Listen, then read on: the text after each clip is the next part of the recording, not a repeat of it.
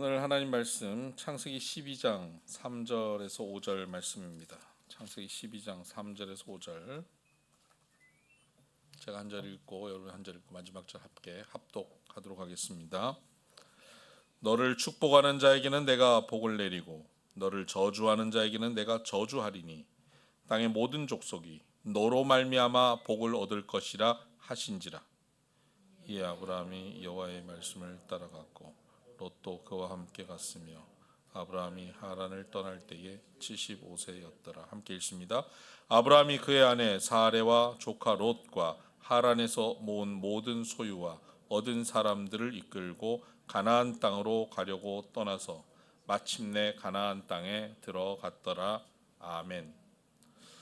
오늘 이 본문 말씀으로 지난주부터 시작했는데 성경의 조연들 그런 시리즈로 오늘 두 번째 시간 떠나는 자와 머무는 자 롯과 엘리에셀에 대해서 함께 말씀을 나누겠습니다. 여러분은 지금 돌아보면 몇 년 전 그때 그 주식을 팔지 말 걸 했던 것 있으십니까? 저는 없습니다. 하나도 사본 적이 없기 때문에 그렇습니다. 여러분은 그때 그 아파트를 팔지 말 걸, 그때 팔지 말 걸, 좀 더 갖고 있을 걸 혹 그런 생각해 보셨나요? 저는 안 해봤습니다.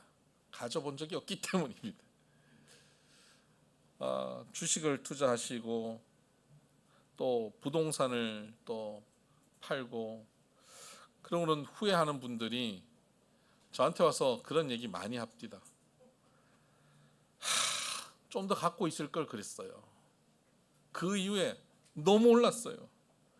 후회돼요. 그런 얘기합니다. 쉽게 움직이다 보니까 큰 손해를 본 경우들입니다. 좀 더 갖고 있을 걸. 그런데 주식, 부동산보다 더 큰 손해를 보는 경우가 있습니다. 하나님이 주시는 복을 놓치는 겁니다. 하나님이 복을 주셨는데 그 복의 중심에 있었음에도 불구하고 그 복에 머물지 못하고 그 복으로부터 떠남으로 그 복을 누리지 못하는 인생, 자자손손 그 복에서 함께하지 못하는 인생들도 있다는 겁니다. 우리 비손의 성도 여러분, 여러분들은 하나님이 주시는 복 가운데 머물러서 그 복의 풍성함을 자녀, 손들까지 풍성히 누리게 되는 은혜가 있게 되기를 주의 이름으로 축복합니다. 오늘 본문에는 아브라함과 아브라함의 조카 롯도 등장하고 뒤에 보면 엘리에셀이라고 하는 아브라함의 종도 등장하게 되는데요. 아브라함은 우리가 알다시피 믿음의 조상입니다. 그리고 성경은 그에게 이렇게 정의 내리고 있습니다. 12장 2절에 보면 내가 너로 큰 민족을 이루고 내게 복을 주어 내 이름을 창대하게 하리니 너는 복이 될지라. 복이 된다라고 했습니다. 아브라함의 정체성은 복입니다. 여러분 친구 중에 복자 있으시죠? 복녀 뭐 이렇게 다 있으시죠? 복입니다. 아브라함은 복이 되었습니다. 그리고는 그 아브라함에게 이렇게 약속하셨습니다. 3절입니다. 너를 축복하는 자에게는 내가 복을 내리고 너를 저주하는 자에게는 내가 저주하리니 땅의 모든 족속이 모든 사람이 너로 말미암아 복을 얻을 것이라 하신지라. 아브라함이 모든 사람에게 복의 통로가 되었습니다. 하나님의 복은 누구를 통해서 나간다고요? 아브라함을 통해서 나가는 겁니다. 하나님이 저 사람에게 복을 주시려고 하는데 아브라함을 통해서 그 사람에게 복 주는 겁니다. 그러면 그 사람은 누구와 함께 있어야 복을 받냐면 아브라함과 함께 있어야 복을 받는 것입니다. 아브라함의 존재는 그런 존재입니다. 하나님께서는 아브라함에게 복이 되게 하셨다. 복의 통로로 사용하셨습니다. 그런데 그 아브라함, 그 사람과 함께 머물러 있고 그 사람과 함께 있으면 복 받게 되는 그 아브라함이 그와 함께 살아가는 사람 중에 아주 가까운 사람들이 있었습니다. 대표적인 사람이 조카 롯입니다. 조카 롯. 그리고 또 한 사람은 그의 믿을 만한 종 엘리에셀입니다. 조카 롯은 자기 아버지가 죽고 나서 삼촌인 아브라함을 신뢰합니다. 그 삼촌인 아브라함을 따라서 함께합니다. 요즘으로 치면 삼촌 믿고 사업도 투자하고 삼촌 믿고 같이 이민도 가고 뭐 그런 겁니다. 삼촌과 함께 그렇게 자기 인생을 걸고 사는 삶이었습니다. 그렇게 쉽지 않습니다. 삼촌은 정말 믿을 만한 인격을 갖고 있고 실력을 갖고 있어야 그 삼촌을 믿고 그렇게 살 수 있죠. 아브라함에게는 그 믿을 만한 실력이 있지 않았습니다. 아브라함에게는 이 조카 롯이 믿을 만한 것은 딱 한 가지인데 믿음이었습니다. 아브라함은 여호와 하나님으로부터 계시를 받고 하나님과 기도하고 하나님과 교제하면서 하나님의 뜻을 전하였습니다. 하나님이 나에게 약속의 땅을 주신다 그랬다. 그곳에서 하나님 복 주신다 그랬다. 본토 친척 아버지 집을 떠나서 내가 내게 지시할 땅으로 가라고 말씀하신다. 그곳에서 복을 주시는데 천하 만민이 나를 통해서 복을 받게 된단다. 너 같이 가자. 너 같이 가자. 너 삼촌이랑 같이 해야 돼. 그래야 너 이 복을 너 함께 누릴 거야. 삼촌의 눈빛을 보니까 거짓이 없습니다. 그 삼촌이 헛소리 할 사람이 아니에요. 그 삼촌이 여기서 갈대아 우르 지역에서 너무 많은 것을 포기하고 갑니다. 그리고는 또 중간 정착지였던 하란에서 굉장히 많은 것들을 포기하고 그곳에서 누릴 수 있는 그의 그 복들을 포기하고 하나님이 약속의 말씀만 붙잡고 미지의 땅을 향해 걸어가는 겁니다. 저 삼촌 믿고 갔다가는 고생할 텐데 라는 고민, 갈등했겠죠. 그런데 그 갈등과 고민을 이기게 하는 것은 삼촌을 향한 신뢰였습니다. 그리고 롯은 그 삼촌을 믿고 아멘 하고 따라간 겁니다.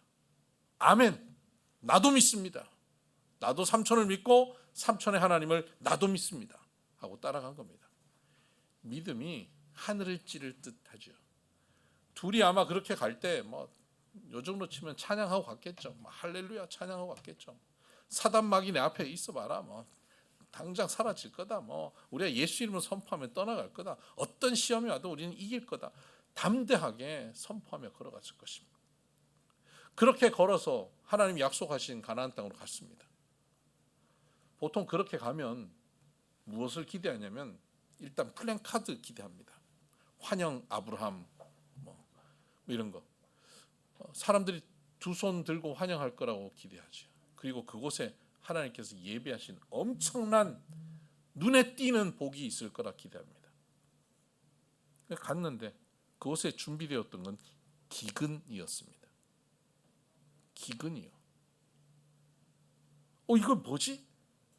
믿음으로 이렇게 오면 하나님 복 주신다고 그랬는데 이건 뭐지?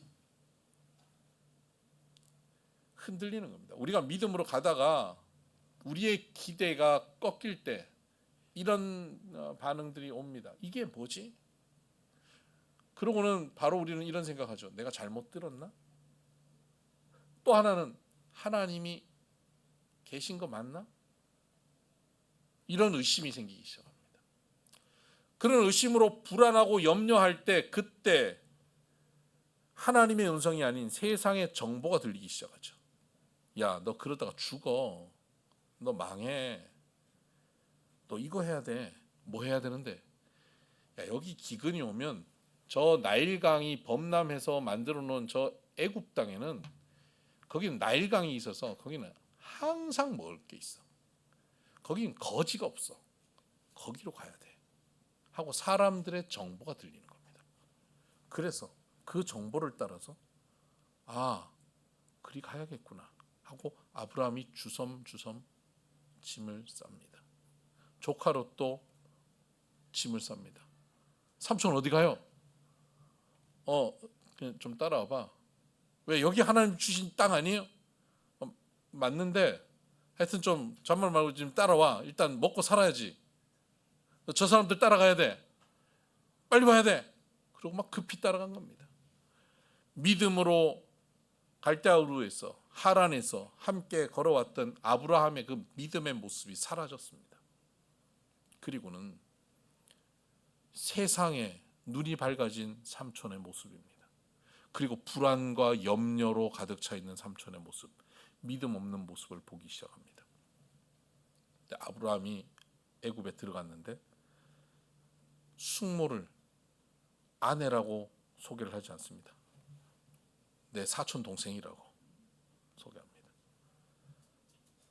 숙모를 그 애굽의 왕에게 빼앗깁니다. 자기의 아내라고 했다가는 자기를 죽이고 빼앗아 갈까봐 거짓말을 한 겁니다. 그 모습을 조카 롯이 다 봤습니다. 믿음의 사람이 믿음이 흔들리고 의심하면서 불안해하다가 결국 자기 아내까지 거짓으로 누이로 얘기하면서 남에게 빼앗기는 모습까지 다 봤습니다. 근데 거기서 하나님께서 우여곡절 끝에 돌려주시고 오히려 재산도 증식시키고 그리고는 다시 약속의 땅이었던 기근의 땅 그곳으로 다시 돌려보내십니다.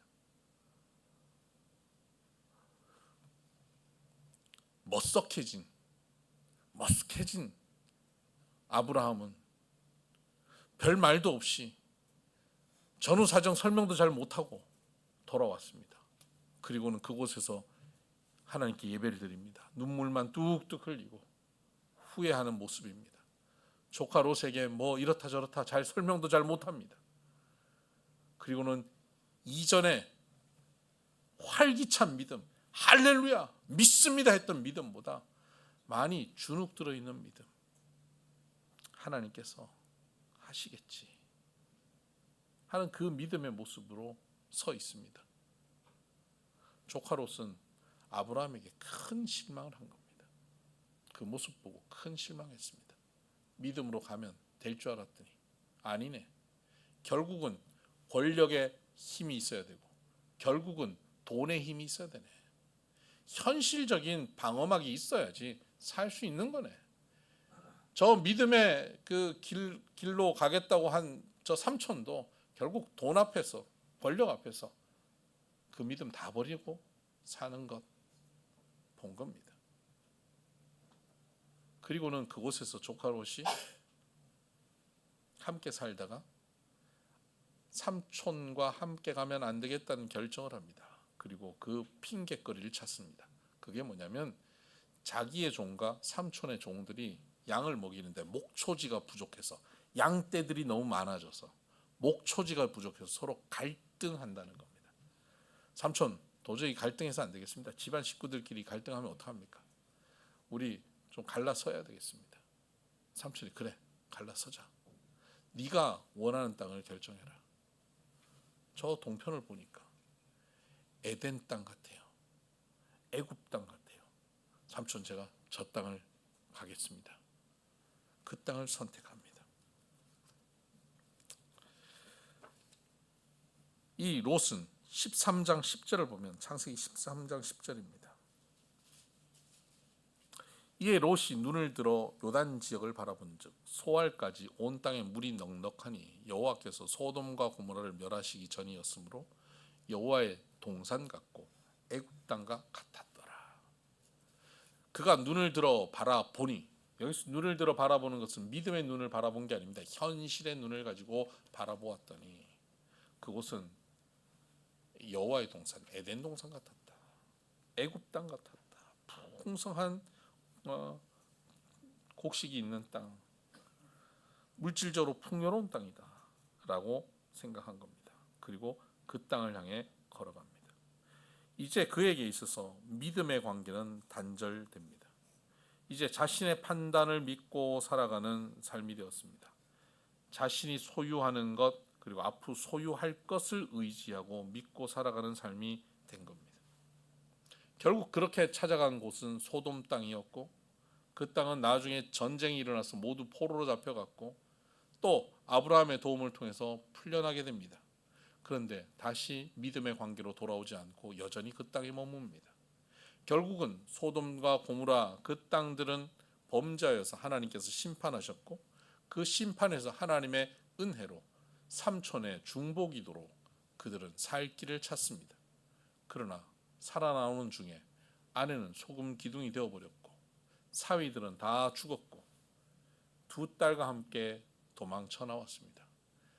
이제 정신을 잃어버린 인생이 되었습니다. 제정신이 아닌 삶을 살다가 결국 두 딸과의 사이에서 아들들을 낳게 되고 너무너무 창피한 삶을 살게 됩니다. 그의 결론은 너무 부끄러운 삶이었습니다. 그가 선택하고 걸어갔던, 그가 옳다고 여겼던 삶의 결과는 결국 모든 사람에게 민폐만 끼치는 삶을 살았습니다.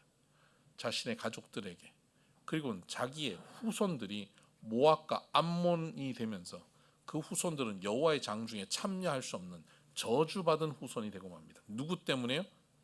롯 때문에요. 롯 한 사람으로 인해서 너무나 많은 사람들이 민폐를 받게 되는 것입니다.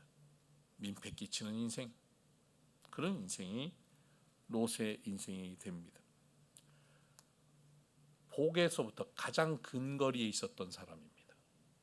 복을 가장 세상에서 제일 잘 누릴 수 있는 위치에 있었던 사람입니다. 그런데 그 복을 떠나서 가장 민폐를 끼친 사람, 복의 통로가 아니라 폐의 통로가 되어버린 사람이 바로 롯이 되었습니다. 반면 아브라함 주변에는 또 한 사람이 있었습니다. 엘리에셀이라고 하는 사람입니다. 그의 특징은 머무는 사람이었습니다. 떠나는 사람이 아니었습니다. 그는 아브라함의 종이었습니다. 아브라함이 그에게 이름을 부여합니다. 엘리에셀이라고 하는 이름입니다. 그는 다메섹 출신이었기에 갈대아 우르, 지금으로 치면 그 이란 지역에서 출발할 때 그때 함께 했던 사람이 아닙니다. 다 넘어와서 터키 남부 지역 쪽에 머물렀을 때, 하란 지역에 머물렀을 때 그 근처 한 400km쯤 떨어져 있는 곳이 이 다메섹인데요. 그곳에 살았던 다메섹 출신 엘리에셀이 그에게 종이 되었습니다. 그를 만나게 된 겁니다. 그에게 이름을 부여합니다. 엘리에셀. 에셀이라고 하는 것은 에제르, 하나님의 도우심. 이것은 그냥 헬프가 아닙니다. 사람이 돕는 헬프가 아니라 하나님이 도우시는 신적 개입. 이것 할 때만 쓰는 용어입니다. 에제르, 에셀, 엘의 하나님의 에셀, 하나님의 도우심입니다. 이렇게 이름을 붙이는 이유가 있었지 않겠습니까? 성경에 기록되어 있지 않지만 이 이름을 통해서 우리가 유추해 볼 수 있습니다. 아브라함은 이 엘리에셀을 만나서 그를 통해서 하나님이 도우셨다. 그를 만나게 하신 것이 하나님의 도우심이다. 이 친구는 정말 하나님의 도우심을 주는 천사 같은 인물이다 라고 하는 것을 경험했던 겁니다. 그래서 그에게 너 이름을 바꾸자, 엘리에셀이라 하자라고 엘리에셀을 이름을 부여한 것입니다. 그에게는 엘리에셀이라고 이름이 부여될 만큼 아브라함과 끈끈한 관계, 믿음의 관계, 하나님이 관계되어 있는 친밀한 신뢰의 관계가 형성되었습니다. 그런데 그런 믿음의 사람인 아브라함과 할렐루야 아멘 하면서 함께 걸어갔던 약속의 땅, 그곳에서 아브라함이 실패하는 것 맞지 않습니까? 롯이 아브라함에게 실망하며 상처받았던 그 장면, 엘리에셀도 가장 가까이서 보았을 것입니다. 어쩌면 아브라함이 행하던 일들 중에 인간적인 일, 실수하는 일, 죄악된 일들을 엘리에셀이 가장 가까이서 봤을 것이고, 어쩌면 엘리에셀의 손으로 그런 일들을 했을 수도 있습니다. 엘리에셀은 가장 가까운 종이었으니까요. 직접 하기 어렵고 불편하고 좋지 않은 일들, 종들을 통해 시키잖아요. 그 엘리에셀이 그런 일을 했을 것입니다. 그런 일을 하면서 자신의 주인인 믿음의 사람 아브라함에게 얼마나 실망했겠습니까? 그런데 조카 롯처럼 엘리에셀은 아브라함을 떠나지 않습니다. 왜 떠나지 않았을까요? 종이니까 못 떠난 겁니다. 선택에 기회가 없습니다. 자유가 없습니다. 그래서 못 떠난 겁니다. 뿐만 아니라 못 떠났지만 심적으로는 떠날 수 있잖아요. 내가 당신의 종이지만 이제 내 마음으로는 정말 당신을 그렇게 존경하고 마음을 같이 하는 그런 신실한 관계는 아니다라고 마음을 접어버릴 수는 있잖아요. 한 집에 살면서 남편인데 아내인데 내 자식 때문에 살지만 이제 더 이상 내가 너를 내 아내로 생각하지 너를 내 남편을 생각하지 않는다라고 접고 사는 그런 사람들이 요즘 많아요. 여기는 없어요. 그렇게 믿을게요. 그런데 엘리에셀도 그렇게 살 수 있었어요. 근데 엘리에셀은 그렇게 살지 않았습니다. 그는 더 많은 실망을 계속할 상황이었습니다. 조카 롯이 떠나고 난 다음에 아브라함은 자기의 상속자가 롯이 떠나고 나니까 이제 남은 것은 엘리에셀밖에 없다라고 하나님께 고백하고 있습니다. 이 창세기 15장입니다. 15장 2절 볼까요? 아브라함이 이르되 주 여호와여 무엇을 내게 주시려 하나이까? 나는 자식이 없사오니 나의 상속자는 이 다메섹 사람 엘리에셀입니다. 3절 아브라함이 또 이르되 주께서 내게 씨를 주지 아니하셨으니 내 집에서 길린 자가 내 상속자가 될 것이니이다. 여러분 엘리에셀은 종인데요. 당시에 그때부터 로마 시대까지 다 그랬지만 종이 상속자가 되고 아들이 되는 경우 많았습니다. 엘리에셀도 그렇게 될 기회가 생긴 겁니다. 롯이 사라졌습니다. 주인이 나를 상속자로 여깁니다. 그런 뉘앙스를 전해줍니다. 기대가 생겼지 않겠습니까? 저 믿음으로 함께하기는 좀 부족하지만 그래도 저 재산도 있고 상속을 해야 되겠고 나밖에 없으니까 좀 더 버텨보자 했을 수도 있습니다. 어쩔 수 없어서 버티고 버틸 만한 또 미끼가 있어서 버티고 사람이 그렇습니다. 그래서 남았습니다. 그런데 웬걸 어느 날 하갈이라고 하는 애굽 땅에서 온 여종을 첩으로 취하더니 거기서 아들을 낳습니다. 그리고 그 아들을 이스마엘을 상속자로 여기며 키웁니다. 집안은 아주 풍지박산이 났습니다.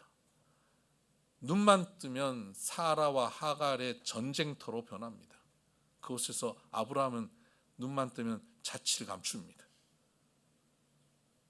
그리고는 상속자 이스마엘은 자라기 시작합니다. 그러더니 어느 날 하나님의 사람들을 만나더니 사라가 임신을 합니다. 그리고는 100세의 아들 이삭을 낳았습니다. 이제 진정한 상속자가 나타난 겁니다.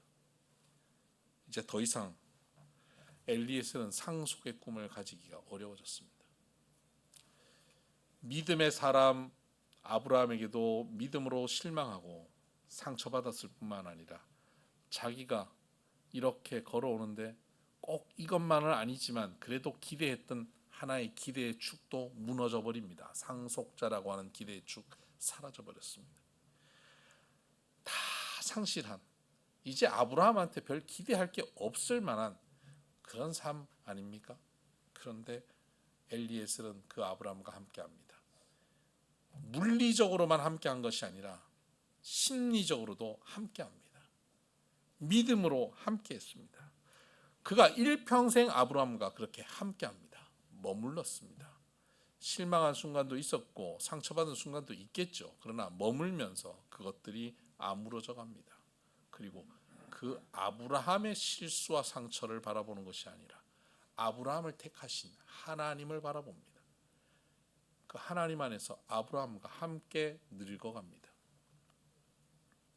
그가 아브라함에게 마음을 다하여 함께 했다는 것을 알 수 있는 것은 아브라함이 나중에 죽기 전에 자기 아들 100세 얻은 아들 이삭의 아내를 만나게 하는 일에 엘리에셀에게 그 일을 맡깁니다.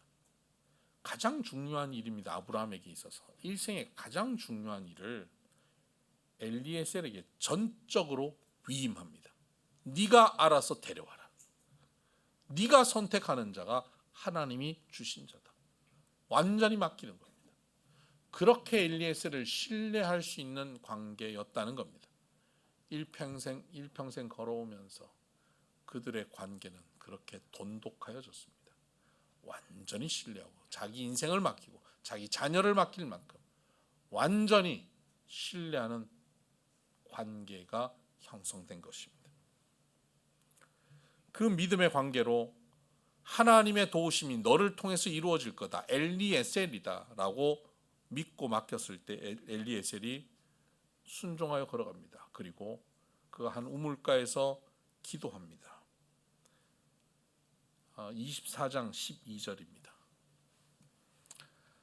그가 이르되 우리 주인 아브라함의 하나님 여호와여, 원하건대 오늘 나에게 순조롭게 만나게 하사 내 주인 아브라함에게 은혜를 베푸시옵소서. 그 며느리감을 순조롭게 만나게 해달라고, 순적하게 만나게 해달라고 기도합니다. 근데 놀라운 것은 15절입니다. 말을 마치기도 전에 리브가가 물동이를 어깨에 메고 나오니. 여러분, 하나님이 예비하신 응답 리브가를 만나는데 말을 마치기도 전에입니다.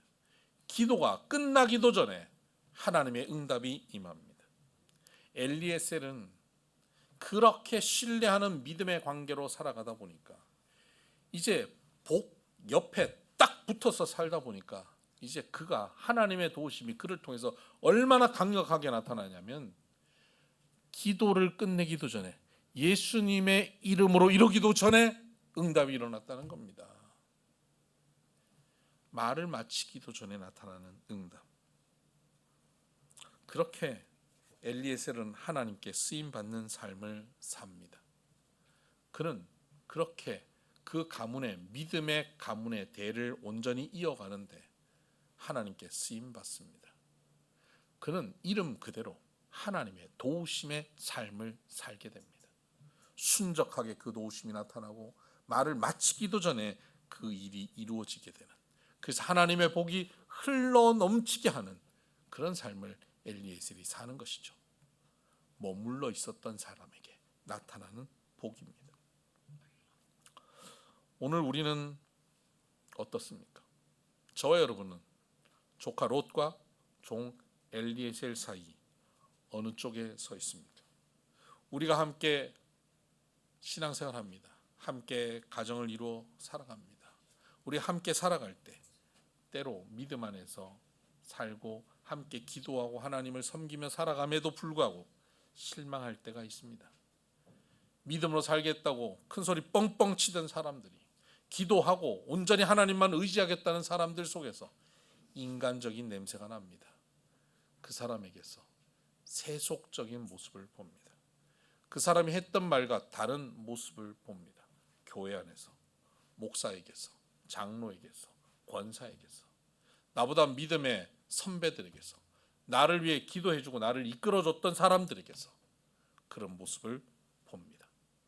마치 롯이 아브라함에게서 보았던 실망을 보는 듯 합니다. 그때 우리는 어떻게 할 것입니까? 지난주 함과 셈을 기억해 보십시다. 노아의 그 믿음의 삶을 일평생 보았던 함이 한 번의 실수를 보고 지적하고 판단했습니다. 그러나 셈은 뒷걸음질해서 덮어주었습니다. 지적하고 판단하는 인생이 아니라 덮어주는 삶을 살아갈 때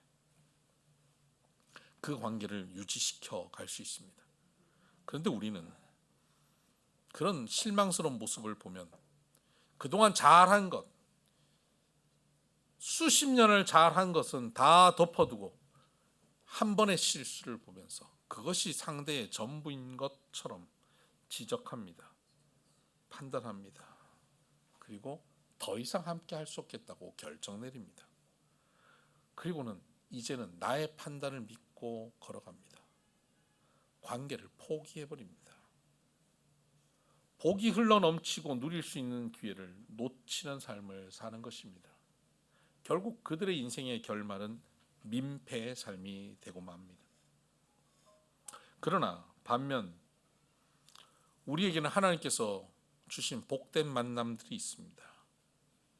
우리는 우리 서로가 하나님의 복들이 되어져 있습니다. 아브라함이 복이 된 것처럼 아브라함의 후손인 우리들이 복입니다. 믿음의 후손들 우리가 복이고 우리가 성전입니다. 성전에서 생수의 강이 흘러납니다. 내가 만난 성도가 성전입니다. 그를 통하여서 생수의 강이 흘러 나를 적시게 되어 있습니다. 이 관계 가운데 우리는 적잖이 실망할 때가 있습니다. 그 관계가 나에게 상처 줄 때가 있습니다. 그때 엘리에셀처럼 떠날 수 없는 상황이 주어진다는 것, 이게 복입니다. 어떤 사람은 당장 다 때려치고 떠나고 싶지요. 그런데 어쩔 수 없는 상황이 발생해서 떠날 수 없는 사람도 있습니다. 저 사람들은 자기 생각대로 자기 선택대로 다 마음대로 떠날 수 있는, 나는 그것도 못해 하고 억울해하는 그 억울한 상황이 복입니다. 내 발목을 붙잡고 떠나지 못하게 한 내 자식이 복입니다. 어쩔 수 없어서 버텨야 됐던 그 빚진 상황이 복입니다. 그 상황 때문에 못 떠나고 머물렀다. 내 인격이나 내 성격, 내 성질머리대로 했다면 수백 번 떠났을 텐데 그러지 못하게 붙잡아 주신 하나님의 은혜입니다. 종이 되게 하신 은혜입니다. 그렇게 머물게 하신 겁니다. 머물 수밖에 없었던 것, 그렇게 머물고 있다 보니 상처가 아물고 실망이, 그럴 수 있지. 때로는 소망이 생기기도 합니다. 에베소서 4장 3절을 보면 평안에 매는 줄로 성령이 하나 되게 하신 것을 힘써 지키라 말씀하십니다. 교회 공동체, 바로 복의 통로인 교회 공동체 하나 되게 하신 것을 힘써 지키라는 겁니다. 바울과 바나바는 교회가 세워진 그 시대에 사람들에게 한결같이 권면했던 것, 머물러 있어라, 붙어 있어라를 권면합니다. 복은 여기 있습니다. 우리가 무언가 대단한 것을 해서 복을 누리고 복을 찾는 게 아닙니다. 복이신 하나님이 우리에게 복을 주시는 겁니다. 복으로 붙여주신 하나님의 사람들과 함께 머물러 있으므로 주의 몸, 공동체, 교회, 성전을 이룸으로 서로가 서로에게 하나님의 도움이 되어지는 삶, 그것이 바로 복된 삶입니다. 이렇게 살아갈 때 우리 모두는 서로에게 아브라함이 되기도 하고 서로에게 엘리에셀이 되기도 합니다.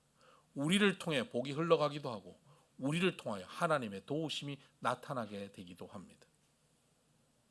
우리도 엘리에셀처럼 아브라함처럼 이러한 관계로 함께 나이 들어가기를 바랍니다. 함께 늙어가십시다. 그래서 어느 날 우리의 인생 전체를 상대에게 온전히 맡기고 의지할 수 있을 만한 그런 신뢰의 관계, 믿음의 관계가 우리 공동체 안에 이루어지길 바랍니다. 서로가 서로를 위하여 기도하면 그 기도가 끝나기도 전에 응답되어지는 역사가 있게 되길 바랍니다. 우리가 서로를 위해 기도할 때 그 일들이 풀리기 어려운 일인데 순적하게 이루어지는, 순조롭게 풀려지는 복이 저와 여러분 삶에 이루어지기를 바랍니다. 그래서 우리만 복받고 복 누리는 것이 아니라 자녀들과 후손들에게 그 복이 흘러가 아브라함, 이삭, 야곱, 요셉 이어가는 이 복의 연결이 우리 비손의 성도들 여러분의 가정과 가문에 이루어지기를 주의 이름으로 축복합니다. 기도하십시다.